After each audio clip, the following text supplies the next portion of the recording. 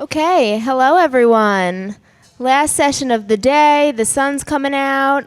Excited to talk about reaching and empowering LATAM builders.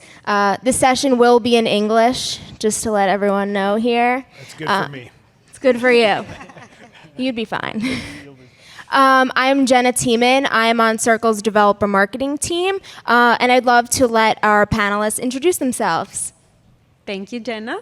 I am Catalina Tobar, and I lead crypto initiatives for Visa for Latin America and the Caribbean. My name is David Taylor. I think one of the reasons why I'm here, if you may be wondering, is I have a startup called Etherfuse, and we're primarily based out of Mexico City, where our product is primarily marketed or focused on Latin America. Awesome. So first, we want to dive into talking about a little bit about community engagement.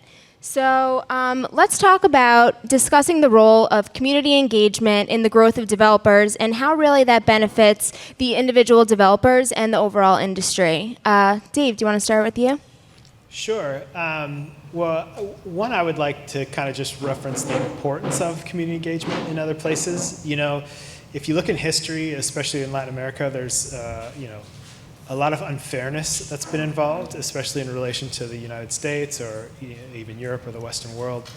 And so I guess in some ways I feel like the state of where things are today are byproducts of the past too. And so one way we can kind of take the boot of the past off the neck of the present is we can engage in communities that need to be spoken in their language or to be brought up to speed in certain areas. And so I think it's important to go in because these places particularly, they have real use cases, at least in the crypto world, for these products. And so going where the need is, where the people are, where the value is really important.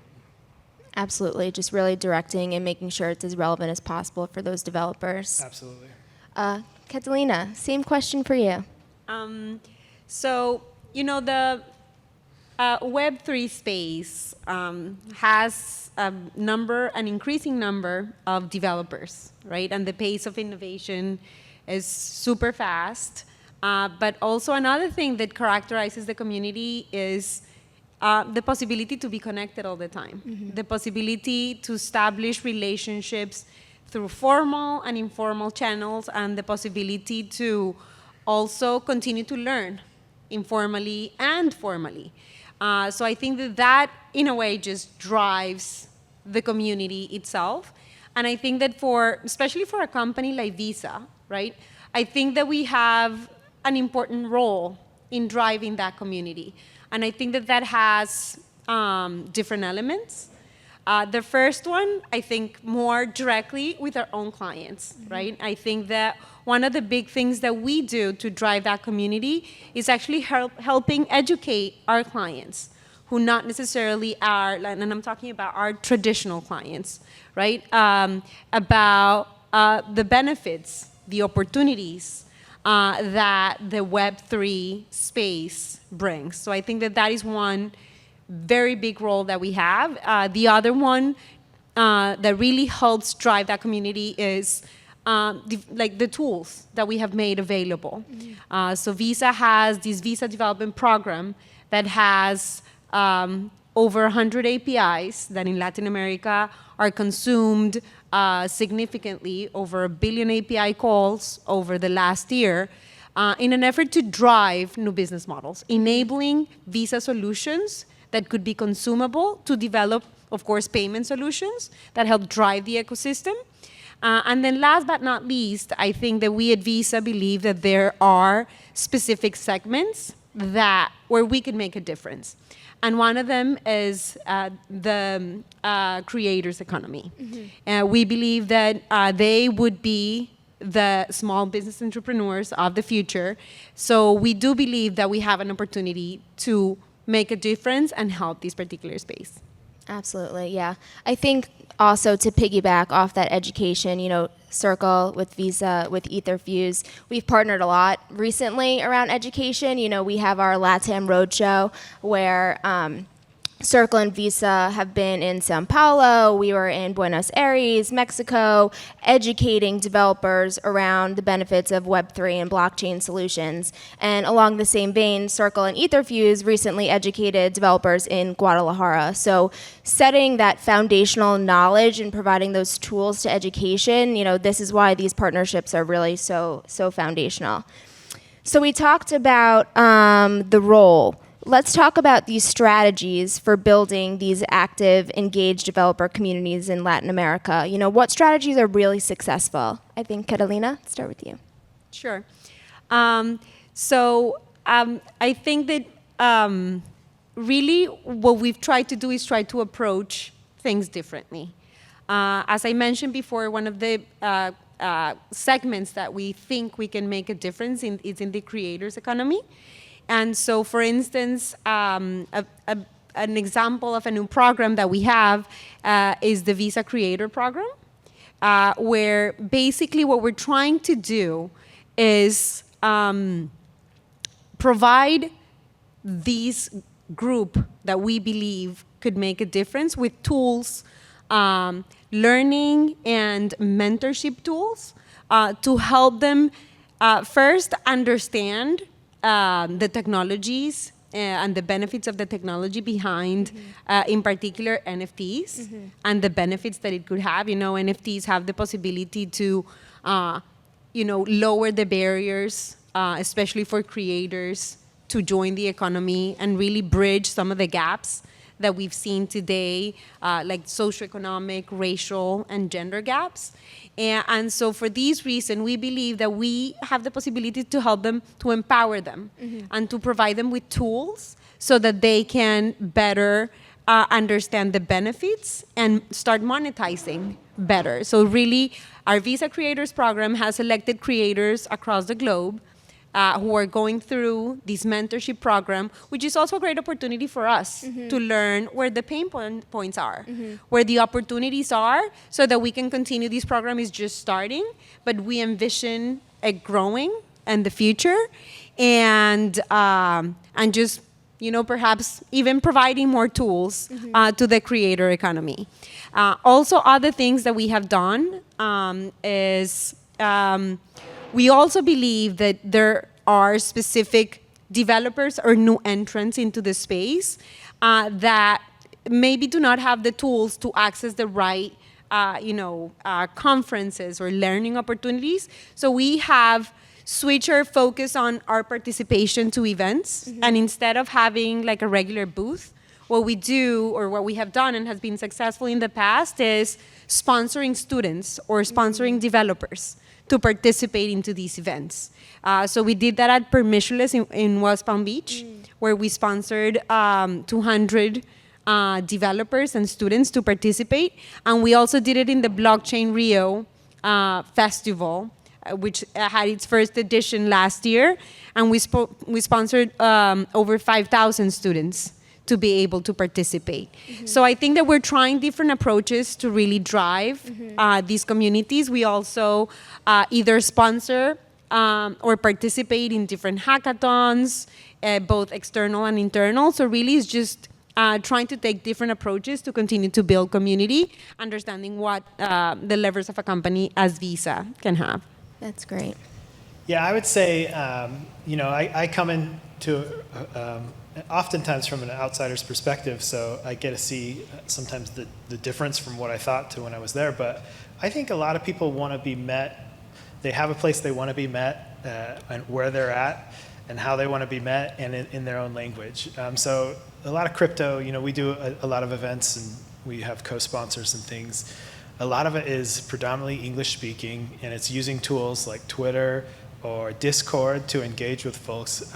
At least in Mexico, Mexicans don't use Twitter or Discord. I think it's only 8% of Mexicans use Twitter. So things that we have done is really tried to use those same techniques that build communities on their own platforms. So like WhatsApp is very popular. So instead of trying to incentivize folks to communicate on Discord, which I think you're fighting against a network effect, what is that community using? Other strategies we've had, like there's a big hackathon right now for Solana, and the registration form and all the details are in English. And so we work with a lot of the schools like IPN, which is like one of the bigger schools in the Americas.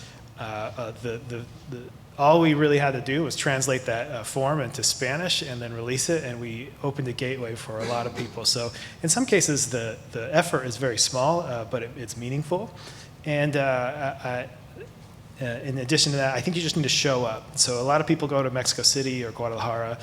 We also go to Chihuahua, we go to Tijuana, or we go to San Luis Potosí. So there's a lot of folks who can't travel, and we feel like to win, against like a centralized entity, we can take some history. In Mexico, in '88, there were these student protests, and their chant was, ganar la calle, so win the streets. And so that's what we're trying to do is like meet with people where they want to be met and how they want to meet, and provide materials in ways that are meaningful to them. That's powerful. Just meeting them where they are, providing mentorship, being able to sponsor. I think that's, it's a really great approach to kind of not be intrusive within their own development experience and try to just be part of it. And piggybacking off of that, so I want to keep talking about the education topic. So maybe back to Catalina, I would love for you to discuss different educational approaches and resources that could be utilized to support that growth of Web3 developers in LATAM. So I think that there are formal and informal channels and that provide different opportunities for the community to continue to educate and continue to gain traction. I think that alternative players have also developed great tools to offer community-based solutions.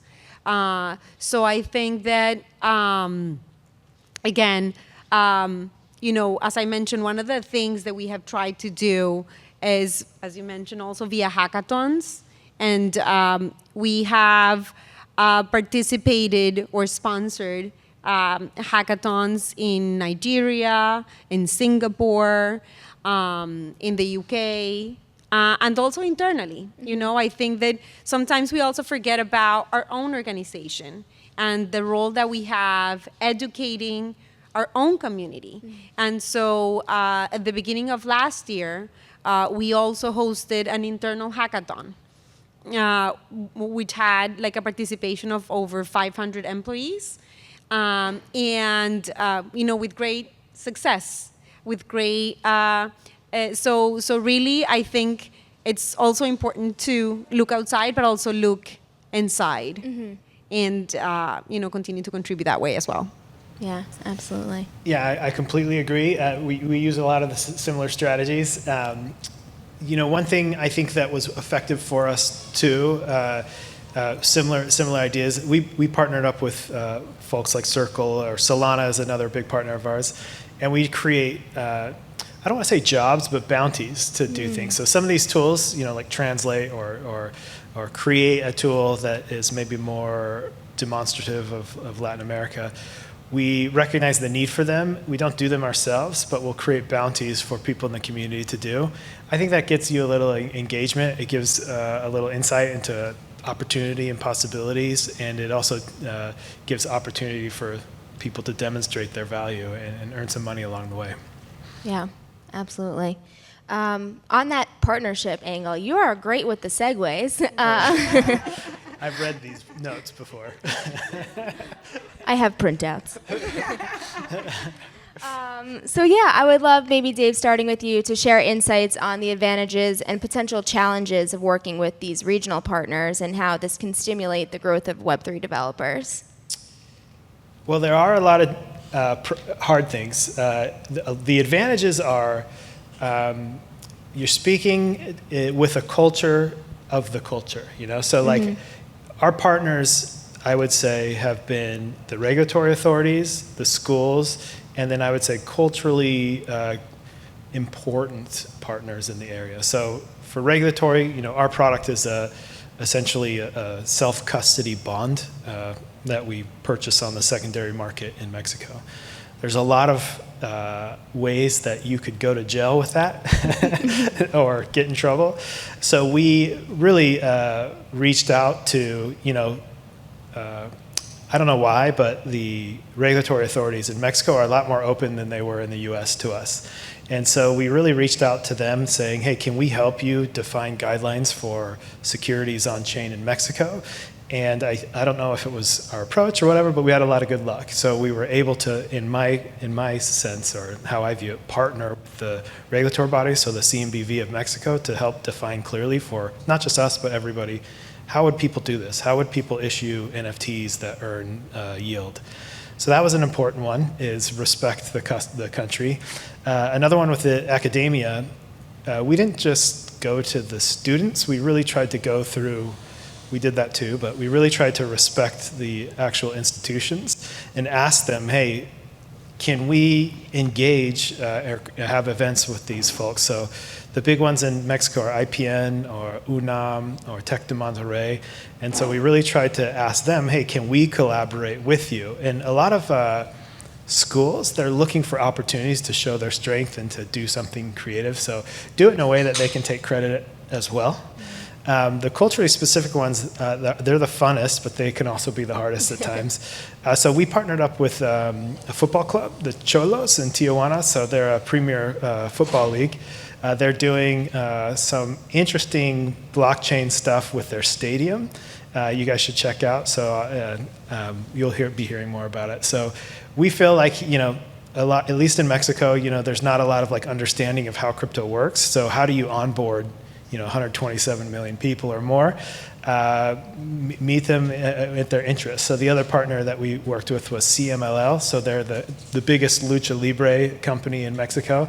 So we created some pretty cool, they will eventually be on-chain securities, but that are in partnership with a lot of their customary art and things like that. So you'll see it. It's not out yet, but we're launching here pretty soon. So. I like that. I'm hearing a big theme of meet them where they are, and that's also soccer. So yes, it makes a lot of sense. Catalina, same question for you. So I think that, in something that is very interesting about these spaces, that it's still in the making, right? And I think, again, the role of an established company here is really driving that community. And a lot of the work that we do to help players in the ecosystem is really drive that ecosystem, is really create that ecosystem, and that includes onboarding partners that could help enable that ecosystem at the end of the day. So really a lot of the time, while we have also this structured network, a lot of it happens also informally. It's just via introductions. It's just connecting people. Mm-hmm. We see a lot of international players wanting to come to Latin America, and they don't really know the nuances of individual countries, because we cover 44 countries. There's not a single country that is exactly like the other one, mm-hmm. right? So really it's just providing not only a little bit of guidance onto, what makes one country different from the other, but also making introductions. Part of the role is really just building that network. And it's interesting, our strategy is, we're the network of networks. Mm-hmm. And that also applies to connecting our ecosystem. So it's making an introduction. It's making sure that, one, I understand that an international player wants to come into these 3 markets. It doesn't make sense to talk to this partner, talk to this other partner, mm-hmm. and establishing that connection. So I think that is also a huge element of building that community. And the Web3 space is super open. Mm-hmm. I think that's also something very nice and interesting. Everybody's open to an introduction. Everybody's open to entertaining a discussion. And most importantly, just solving for mm-hmm. problems that we need to solve for, because mm-hmm. it's not as straightforward as it would seem. And then, speaking of partners, you mentioned it, hosting these events. I think that the work that we did in Buenos Aires and in São Paulo was a great example of partnership and collaboration, where really I think we were able to impact,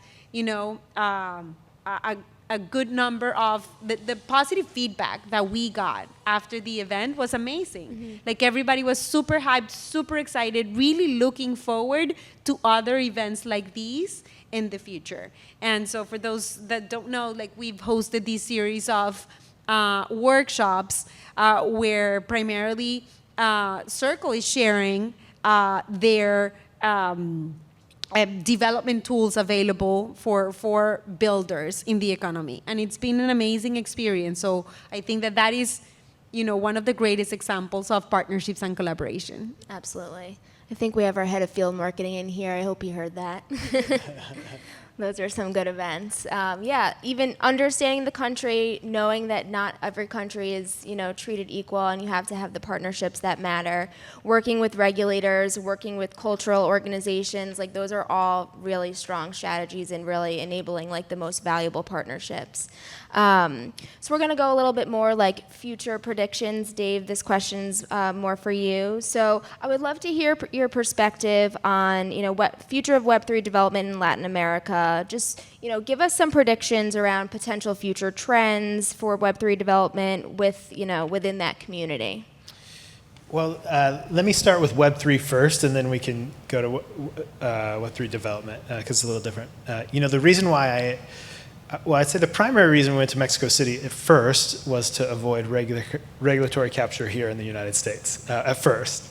But then the more we learned of the area, the more I realized that I believe, we believe if you can make it in Mexico, you can probably use some of that momentum to move forward. And I agree, there's a lot of differences even in different cities and stuff like that. So we're anticipating that.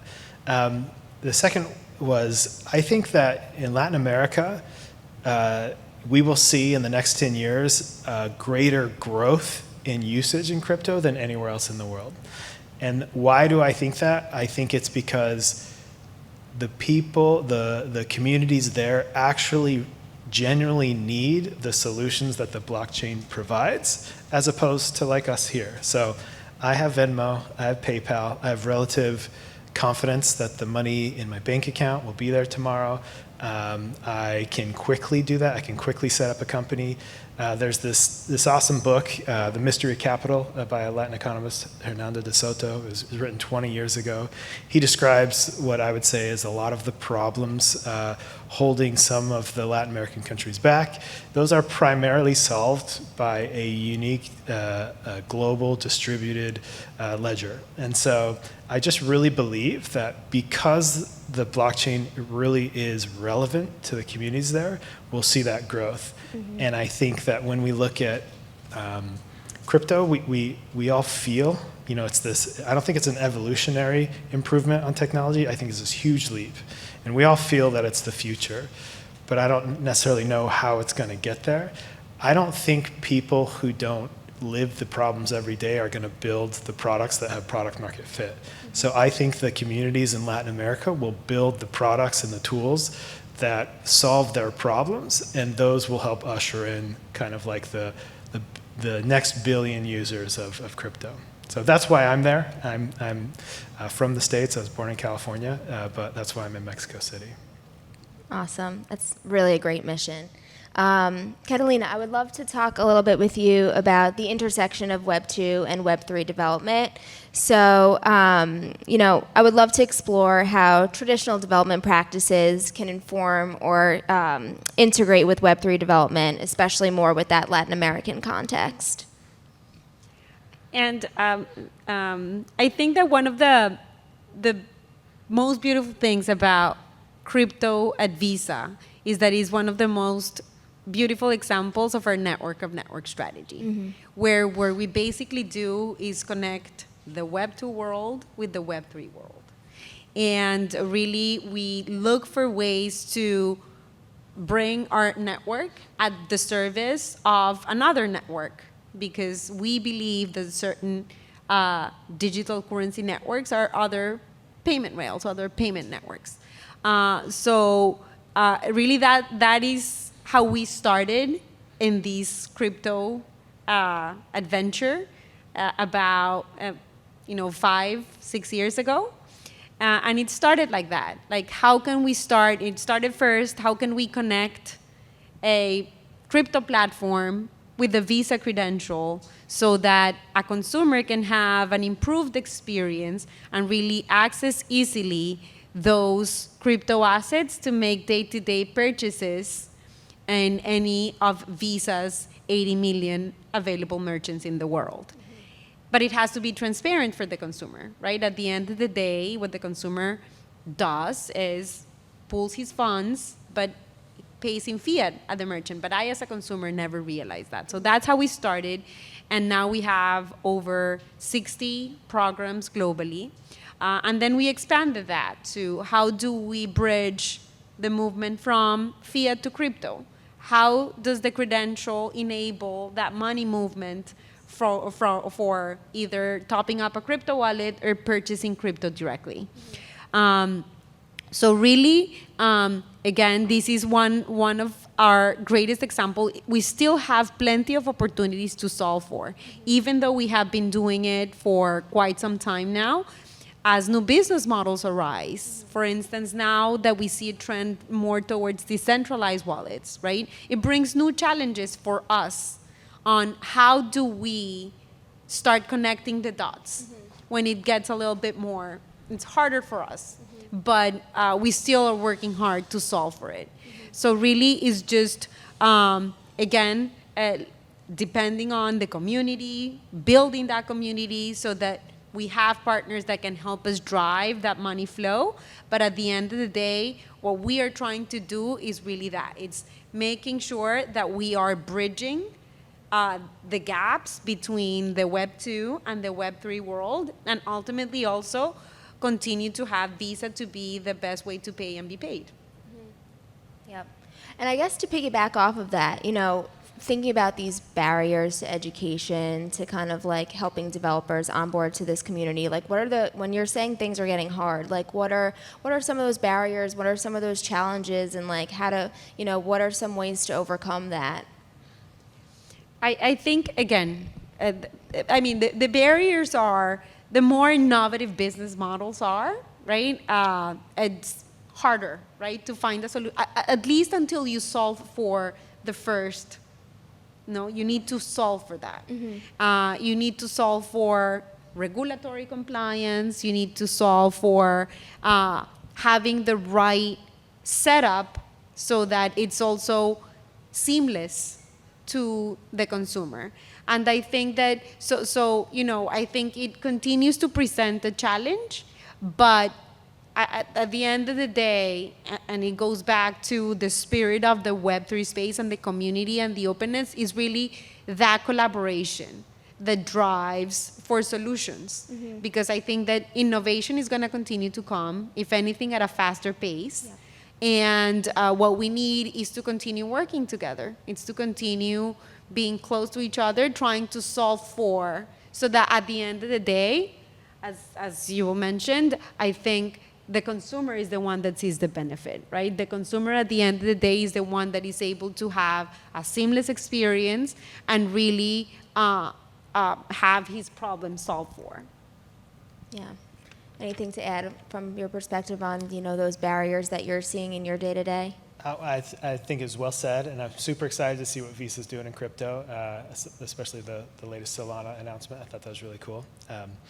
But yeah, no, I think that the barriers are there for everybody, and but I do think the people who need the value the most are going to be the ones who discover the opportunities.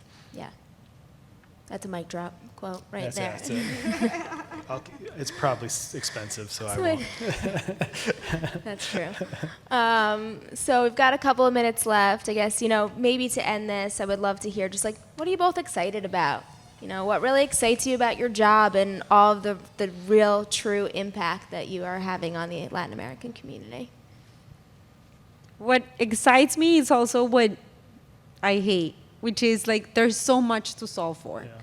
Like sometimes I have to take a phone call Like Leo calls me here like at 5 p.m. with his business problem, and I have to get my brain on and connected, and really that excites me because we're really trying to we're building something new. We're driving innovation. We are delivering value to end consumers. And it's not straightforward. If anything, it's the opposite, right? Mm-hmm. And it takes a lot. But it also builds relationships, right? And it also, so I think that I'm super excited to be able to drive, to mobilize. Sometimes a lot of my work is also mobilizing internally within Visa. It's not only connecting externally, but Visa is a very large organization, and you need to connect people internally, people externally with like 10 different sorts of people internally at Visa. So I think that it really excites me. It's really having the possibility to make a change, and be at the early journey of something that it sounds like it's very interesting. It's going to be very interesting in the future. We're all excited for the challenge. Absolutely. It's a good question. This is my first startup that I went out and got funding for. I was at Apple before for this, so in a way, there's no lack of excitement, and it's not like I'm desiring more excitement. If things could relax a little bit, I would appreciate it. But I think what I like the most is I really believe that what we're doing is going to make the world a more fair and better place. I think one of the biggest benefits of Web3, is not even like, this is, my opinion, but the biggest benefit is it makes it impossible for middlemen to get in the mix and slow things down. And not a lot of people talk about that, but if you just look at like the past and how things reflect in the present and who's winning and the global economy, it's like there's so much unfairness with like people inserting themselves in the mix, and let's just create some tool that Web3 does that lets two people transact or write a contract or invest with one another in a fair and safe way. And for me, I think that's one of the most exciting things, is just seeing, let's let the people who bring value make value and earn that value. That's very exciting. Absolutely. Well, definitely, Circle is also excited to continue the partnerships with both of your amazing organizations. I do think that's the time we have. Those are all the questions I have. So I would love for everyone here to give a round of applause to our panelists here.